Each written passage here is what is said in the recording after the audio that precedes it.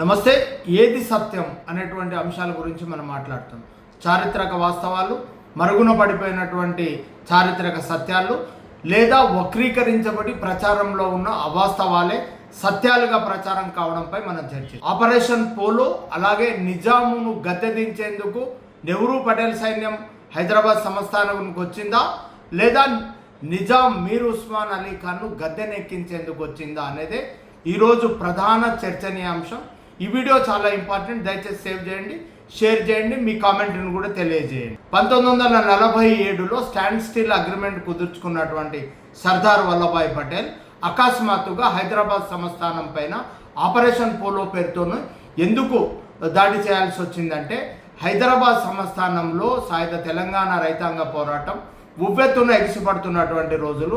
10,000 గ్రామాల్ని విముక్తంగా ప్రకటించుకొని వందల ఎకరాల భూస్వాముల భూముల్లో ఎర్రజెండాలు పాతి తమ రాజ్యాంగ దాదాపుగా ప్రకటించుకుంటున్నటువంటి సమయంలో పటేల్ సైన్యం ఈ సాయుధ తెలంగాణ రైతాంగ పోరాటాన్ని తీవ్రంగా భావించి దీన్ని తుడిచిపెట్టేసేందుకే హైదరాబాద్ సంస్థానానికి ఆపరేషన్ పోలో పేరుతో వచ్చారు.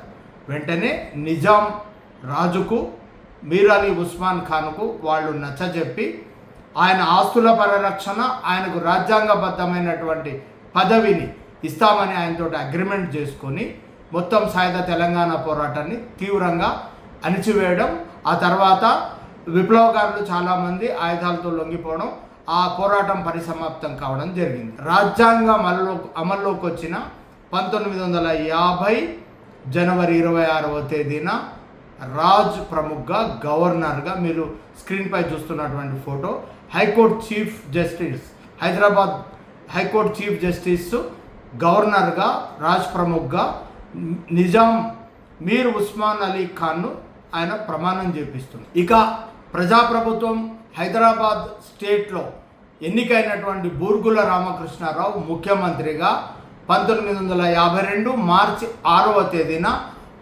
నిజాం మీర్ ఉస్మాన్ అలీ ఖాన్ ఆయనను ముఖ్యమంత్రిగా గవర్నర్ హోదాలో ఆయన చేత ప్రమాణం చేయిస్తున్నారు.